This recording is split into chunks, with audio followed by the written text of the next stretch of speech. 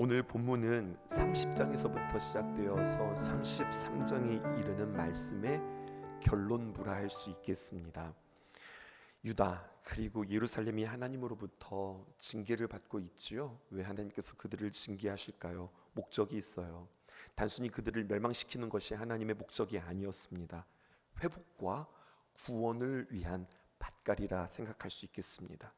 유다의 패망은 유다의 회복을 위해서 일하시는 하나님의 깊은 뜻이요 섭리를 할 수 있겠습니다. 이 사실을 알리기 위해서 예레미야에게 그냥 하나님께서 일하시고 역사하시는 것이 아니라 말씀해 주시고 가르쳐 주시면서 주님께서 일하세요. 소망의 메시지를 주셨고 유다 민족에게 너희들은 이 언약을 선포해라. 이것이 예레미야의 사명이었죠. 유다 백성에게 선포해라 라고 했으니 예레미야는 순종했고 선포하지 않았겠습니까? 그럼 유다 백성들은 들었겠죠. 말했으니까 들었죠. 그런데 들었던 그 유다 백성들은 하나님의 말씀을 제대로 이해하지 못했던 것 같습니다. 그래서 그들은 예레미야에게 북받쳐서 질문합니다. 그 질문에 대한 대답이 오늘 본문의 말씀인데요. 그럼 그들이 무엇을 질문했을까요? 두 가지를 질문했어요. 첫 번째, 하나님이 우리와 제대로 언약 맺은 거 맞습니까? 하나님이 맺으신 그 언약을 신실하게 지키는 거 맞습니까? 이들이 하나님 앞에 반문하고 있어요. 하나님이 언약을 지키시지 않으셨으니까 우리가 망하는 거 아닙니까? 이들이 이렇게 이야기하는 거죠. 그들이 보기에는요, 언약을 파기한 것이 우리가 아니라 하나님이라고 생각하는 겁니다. 무슨 근거로 말하는 걸까요? 이 이야기예요. 사무엘하 7장에 보면 하나님께서 이스라엘 백성들에게 다윗의 왕가, 이스라엘을 통치함에 있어서 다윗의 그 왕가는 영원하리라 주님께서 그렇게 말씀하셨거든요. 근데 영원하기는커녕 우리 컴퓨터를 생각하면서 BC 586년에 히스기야가 아니라 시드기야 11년에 나라가 망하게 생겼으니, 아니 하나님 다윗의 왕조는 영원하시겠다고 말씀하시면서 망한다니 이게 무슨 말입니까? 이건 하나님께서 언약을 파기한 거 아니십니까? 이렇게 이야기하죠. 근데 하나님께서 이 다윗의 왕가가 영원하리라라고 하는 것은 단순히 왕조를 말하는 것이 아니라 다윗의 가문에서 태어날 예수 그리스도의 언약의 성취를 말하는 거였거든요. 근데 그것을 그들은 이해하지 못했던 거죠. 하나님 영원하다면서요, 지금 망한다는 게 이게 말이 됩니까? 이것이 그들의 질문이었습니다. 두 번째, 이 질문입니다. 하나님께서 하나님의 손으로 세우신 하나님의 거룩한 성전 뿐만 아니라 하나님 앞에 예배드려지는 그 제단이 하나님의 손으로 무너뜨리는 거, 이게 말이 됩니까? 이들이 이것을 질문하죠. 성전이 파괴되었기 때문에 하나님께 제사 드리는 그 제사장은 무너졌고 제사장들까지 바벨론에 끌려가게 되었으면 그러면 당연히 제사가 망하는 거 아닙니까? 결국 유다와 예루살렘은 더 이상 하나님의 집으로 존재할 수 없는 거 아닙니까? 어떻게 하나님이 하나님의 성전을 무너뜨리시고 하나님께 예배드리는 그 제사장을 흩으십니까? 이것이 그들의 질문이었다는 거예요. 이 질문에 대하여 오늘 주님께서 예레미야를 통하여서 대답하시는 겁니다. 첫 번째, 공의로운 가지에 대해서 말씀하십니다. 14절에서 16절에 있는 말씀입니다. 15절에 그날, 그때에, 하나님의 날, 하나님의 때에 내가 다윗에게서 한 공의로운 가지가 나게 하리니 그가 이 땅에 정의와 공의를 실행할 것이라. 내가 너희들을 위하여서 목자를 하나 세운다. 주님께서 이렇게 말씀합니다.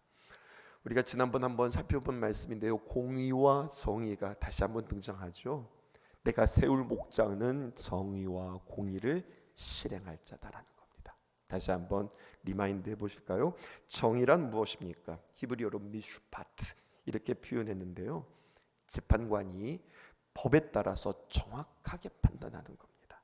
즉 힘 있는 사람 봐주고 힘 없는 사람 봐주지 않고 이렇게 하는 것이 아니라 정확하게 공과 사를 구분하고 확실한 기준에 준하여서 판단하는 거죠. 아는 사람이라고 봐주고 가까운 사람이라고 봐주고 모르는 사람이라고 아주 엄격하게 대하고 먼 사람이라고 안 봐주고 이렇게 하지 않는다는 겁니다. 아주 객관적으로 판결하는 거예요. 이럴 때 사회는 건강해지는 겁니다. 그런데 말입니다, 이렇게 냉철하고 객관적으로 법만 따지면 어려운 사람들은 늘 어렵고 약자들은 늘 힘들게 되어지는 거예요. 그래서 성경은 정의만 말하는 것이 아니라 공의도 말해요. 공의란 무엇일까요? 이런 겁니다. 공의라고 하는 것은 하나님께서 우리에게 참 멋진 말씀해 주신 건데, 세데카라고 표현하는데 공동체 내에 약자를 돌보는 마음과 정신이라 할 수 있습니다. 하나님께서 기뻐하시는 것은 무엇인가 하면 어려운 사람들에게는요 조금 더 격려해 주는 것, 부족한 사람들에게는요 조금 더 후하게 대해 주는 것, 이것을 공의라고 이야기하는 거예요. 그러니까 정의만 있어서도 안 되고 공의만 있어서도 안 되고 정의와 공의가 있을 때 아주 균형된 아름다운 공동체가 되어지는데, 오늘 성경은 뭐라고 이야기하냐? 15절에 보면 새롭게 등장할 왕, 새롭게 세워질 목자는 이 정의와 공의를 온전히 실행할 왕이라고 이야기해 주는 거예요. 먼저 다윗의 혈통에서 돋아날 한 의로운 가지, 15절 한 의로운 가지가 무엇인지 해석해야 되죠. 이 한 의로운 가지라고 하는 것은 다른 성경 스가랴서 6장 12절에는 다른 표현, 의로운 가지는 또 다른 표현 싹으로 표현되어지고 있습니다. 그 부분 읽어드릴게요. 스가랴서 6장 12절에 있는 말씀, 말하여 이르기를 만군의 여호와께서 이와 같이 말씀하시되 보라 보라, 이 또 등장했죠. 싹이라 이름하는 사람이 이름이 있는데 그 이름이 싹이라는 거예요. 그런데 자기 곳에서 돋아나서 그는 무엇을 할 것이냐? 여호와의 전을 건축하리라. 성경에서 말하는 의로운 한 가지, 또 싹은 바로 누구를 말하느냐? 여러분, 구원자 되신 예수 그리스도에 대한 예언입니다.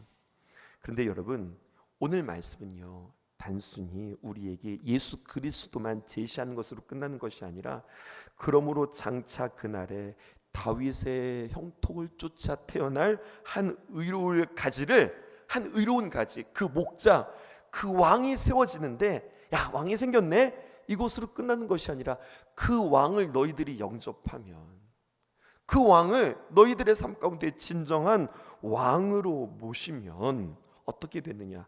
그분의 통치를 인정하는 자들에게 진정한 구원, 진정한 회복, 그리고 주 안에서의 진정한 보호와 안정과 하늘의 샬롬, 평강이 임할 것이라고 하는 메시지를 주는 거예요.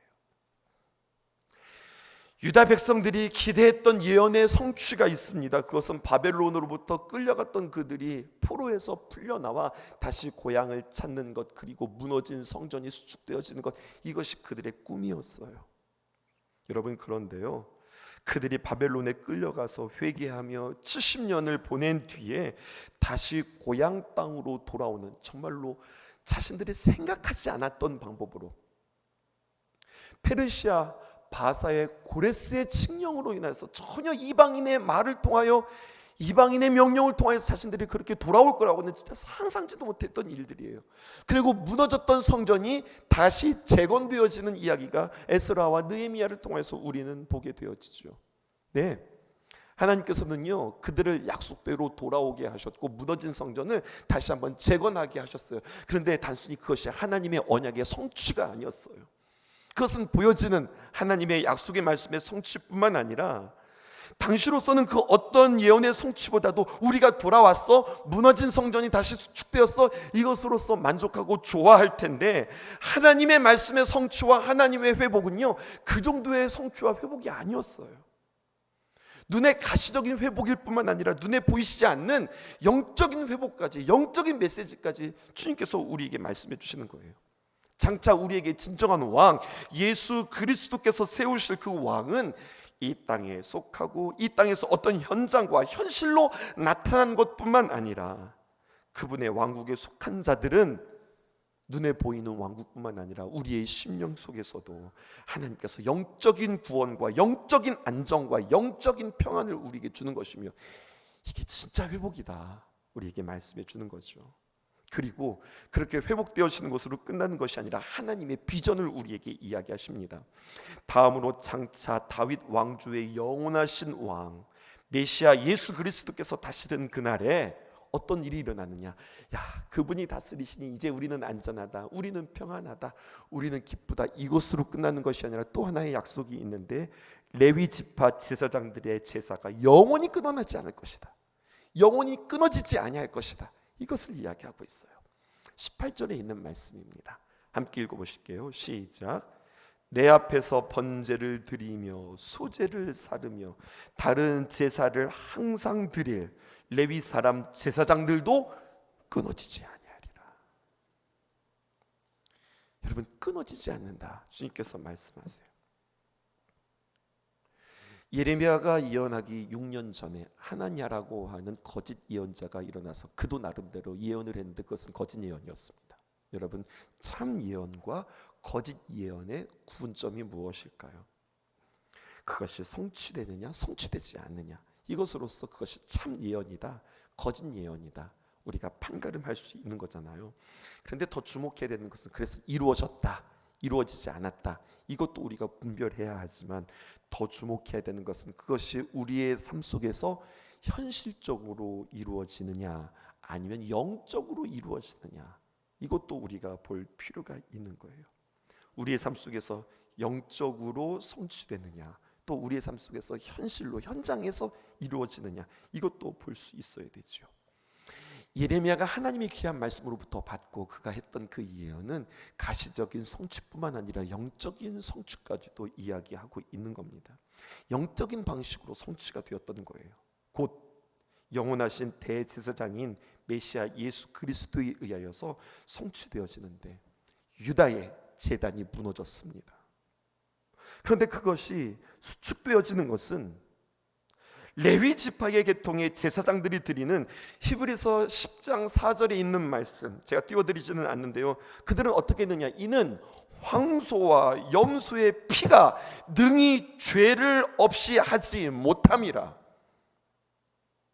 제사장이 드렸던 그 황소와 염소의 피, 그것이 일시적으로 우리의 대속은 되어질 수 있으나 영원한 대속이 될 수 없다고 히브리서는 우리에게 이야기하면서 영원한 제사장이신 참 제사장이신 예수 그리스도를 우리에게 소개하고 있어요. 과거의 제사 방식, 황소와 염소의 피로 죄를 영원히 속죄할 수 없고 참되고 영원하신 대제사장이신 메시아 예수께서 십자가에서 죽으심으로 말미암아 모든 죄인들의 죄를 영원히 속죄하실 수 있는 영원한 제물 되셨고 그분이 우리의 대제사장이 되셨다는 겁니다. 예수님은 누구십니까? 참 제사장으로서 하나님과 우리의 사이에 영원한 중재자가 되시고 다리가 되셔서 죄에 대해서 하나님께서 만족하시고 흡족하실 만한 하나님이 인정하시는 희생 제물이 자기 자신으로 됨으로 말미암아 하나님과 사람 사이에 길을 내신 분이 바로 예수 그리스도세요.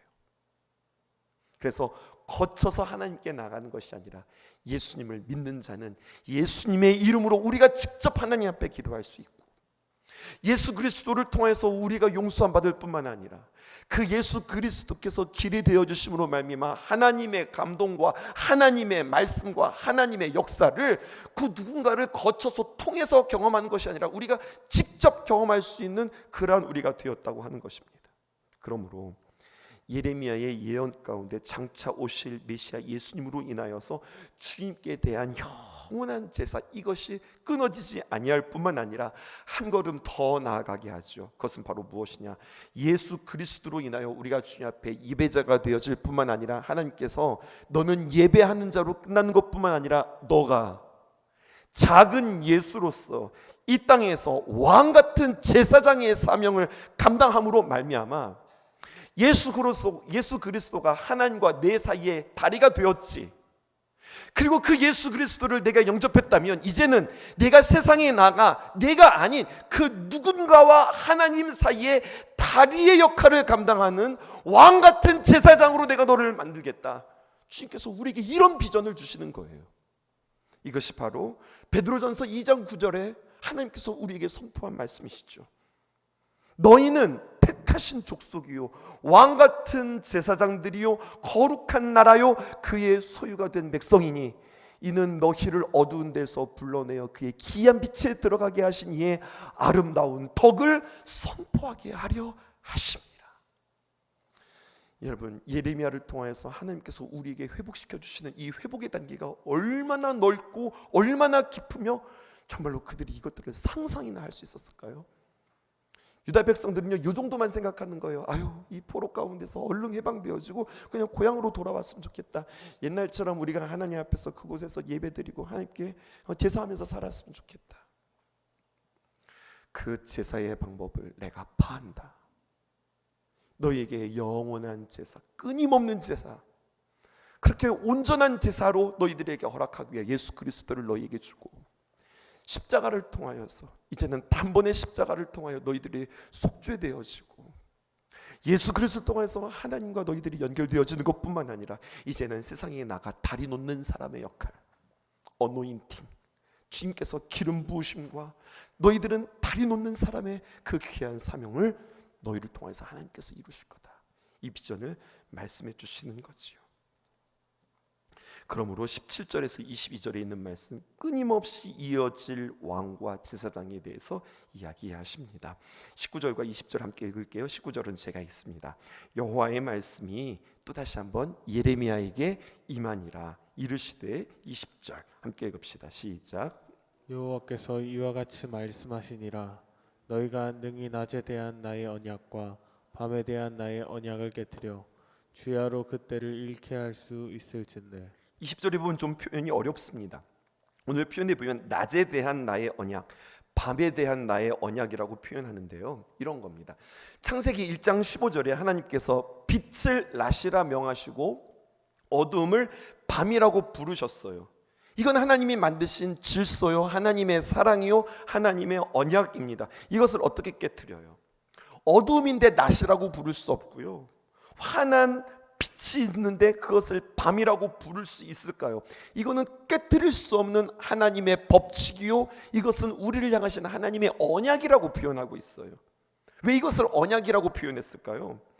낮의 원칙과 밤의 원칙을 깨트릴 수 없듯이 다윗 가문 및 제사장 가문과 맺은 하나님의 언약도 이것처럼 바꿀 수 없다, 이렇게 이야기하는 거예요. 내가 너희들에게 빛을 주고 낮이라고 망하고 밤이 되어 그것을 어둠을 가운데 그것을 밤이라고 말한 이것을 나는 언약이라고 말한다. 이것이 바뀔 수 있을까? 세상에 이것은 바뀌지 않는 일이야.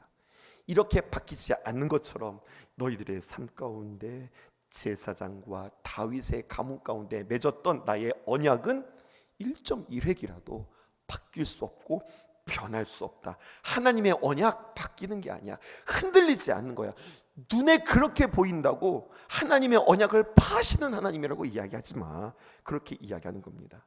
그러면서 새로운 언약도 깨트릴 수 없는 약속인데 이렇게 이야기하는 거예요. 21절, 내 종 다윗에게 세운 나의 언약도 깨뜨려 그에게 그의 자리에 앉아 다스릴 아들이 없게 할 수 있겠으며 내가 나를 섬기는 레위인 제사장에 세운 언약도 파할 수 있으리라. 이스라엘 백성을 향한 나의 언약이라고 하는 것은요, 밤과 낮에 대한 원칙을 깨칠 수 없듯이 깨질 수 없는 약속이 된다고 하는 강한 의지를 표현하고 있는 거예요. 그러면서 또 한 가지를 이야기합니다. 22절에 있는 말씀 함께 읽어보실게요. 시작. 만상은 셀 수 없으며 바다의 모래는 측량할 수 없나니 내가 그와 같이 내 종 다윗의 자손과 나를 섬기는 레위인을 번성하게 하리라 하시니라. 하나님이 또 약속하시네요. 여러분, 우리가 잘 들어보았던 관용적인 표현이 있죠. 이들에게서 많다라고 하는 표현을 어떻게 한다고 그랬습니까? 하늘의 별과 같이, 땅의 모래와 같이. 그 표현을 그대로 하나님께서 가져오셨어요. 하늘의 만상은 셀 수 없으며 바다의 모래는 측량할 수 없나니, 무슨 말이에요? 많게 한다. 내가 그와 같이 내 종 다윗의 자손과 나를 섬기는 레위인들, 제사장들을 번성하게 할 것이야 라고 이야기하거든요.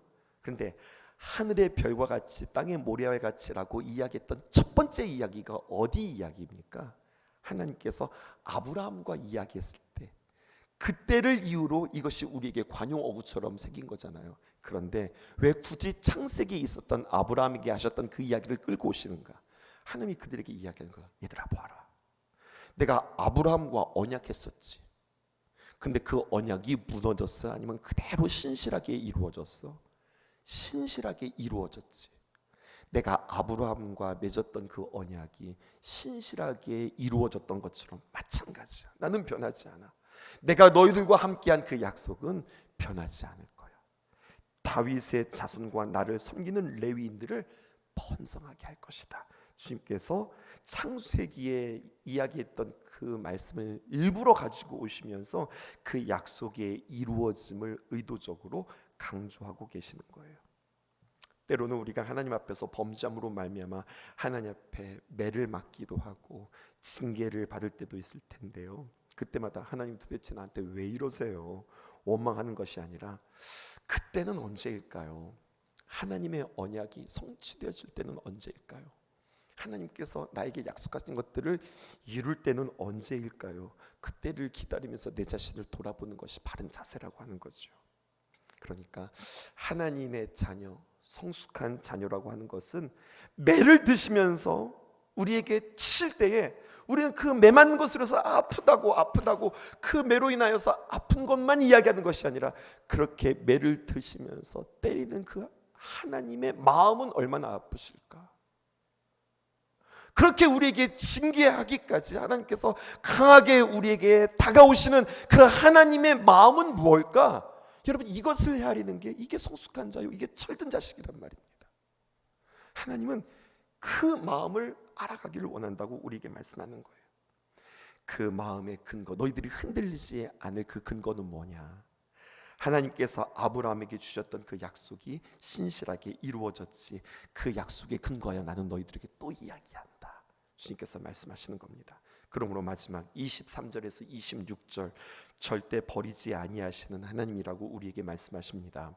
26절, 야곱과 내 종 다윗의 자손을 버리고 다시는 다윗의 자손 중에서 아브라함과 이삭과 야곱의 자손을 다스릴 자를 택하지 아니하리라. 내가 그 포로된 자를 돌아오게 하고, 그 다음 밑줄 쳐보실까요? 그들을 어떻게 여기신다는 거예요? 불쌍히 여기시리라. 불쌍히 여긴다, 다른 말로 표현하면 긍휼히 여긴다, 긍휼 또 다른 말로 표현하면 그들을 은혜 가운데 품겠다는 이야기예요. 스프랑크리조마이, 이것은 무엇에서 나온 말이라고 그랬죠? 어머니의 모태와 같은 그런 마음, 그 긍휼의 아픔, 단장이 끊어지는, 단장의 아픔, 장이 끊어지는 아픔, 창이 꼬이는 것과 같이 너희들의 고통을 보면서 이것들 혼 좀 나봐야 돼, 이런 것이 아니라 그들이 고통 가운데 있을 때 하나님도 같이 고통하면서 그들이 정결하여지고 그들이 깨끗하여지기를 바라는 거예요. 팡세라고 하는 유명한 책을 썼던 철학가 파스칼은 그래서 하나님을 이렇게 이야기합니다.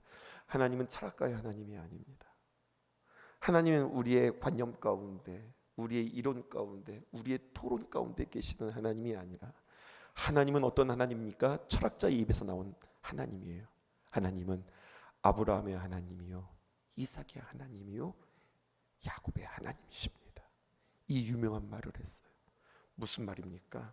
하나님은요, 그냥 관념적으로 그냥 책상에서 토론하는 그러한 하나님이 아니라 구체적으로 우리의 존재 가운데 개입하셔서 각자 그 사람에 맞게 그의 구원을 그에게 맞추어 행하시는 하나님이십니다. 인격적인 하나님이요, 하나님의 법칙으로서의 하나님이 아니라 하나님의 정의와 공의에 입각하여서 개개인의 삶 속에 개입하시는 맞춤의 하나님이라. 그의 모습에는 그렇게, 이 사람의 모습에는 이렇게, 그가 감당할 분량으로 그에게 감당할 하나님의 귀한 은혜로 하나님께서 찾아오시는 하나님이라고 우리에게 말씀하시지요. 절대 버리지 아니하시는 하나님, 언약을 잊지 않는다. 얘들아, 내가 너희들에게 했던 말 내가 번복하지 않고 내가 잊지 않는다. 하나님께서 우리에게 말씀하세요. 그러니 여러분, 오늘 우리에게 과제입니다. 살아가면서 하나님의 귀한 말씀이 내 안에 들릴 때, 하나님의 말씀이 나에게 심겨질 때 어떻게 하는 거예요? 붙잡는 거예요. 하나님, 이 말씀이 나에게 감동으로 왔어요. 하나님, 이 말씀은 나의 말씀이에요. 하나님, 이 말씀이 나에게 아멘으로 고백되어졌습니다. 이 말씀 붙잡고 내가 기도합니다. 상황 따라 형편 따라 돌아가는 상황 보면서 내가 기도하는 게 아니라 하나님이 나에게 주신 말씀, 그 말씀 붙잡고 내가 하나님 신실하게 언약의 말씀 붙잡고 주님 앞에 기도하며 나가겠습니다. 고백하는 저와 여러분 되기를 주님의 이름으로 축복합니다. 기도하겠습니다.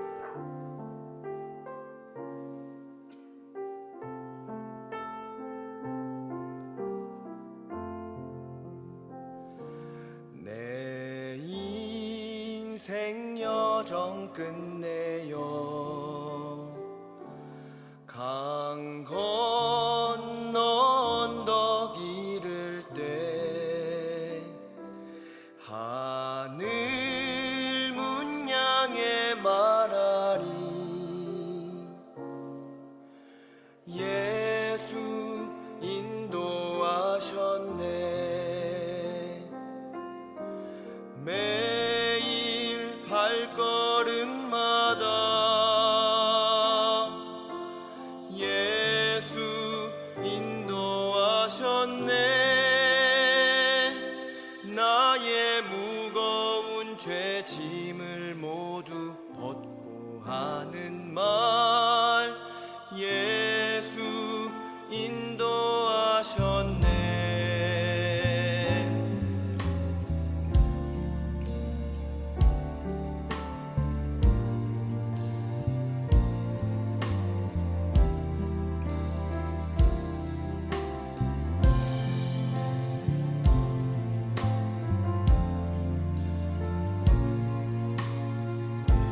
다시 한번 고백합시다. 내 인생 여정 끝내요. 인생 여정 끝내요 강 건너 언덕 이를 때 하늘 문 향해 말하리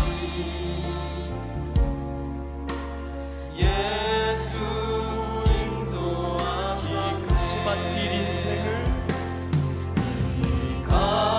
가시밭 길 인생을 허덕이면서 갈 때에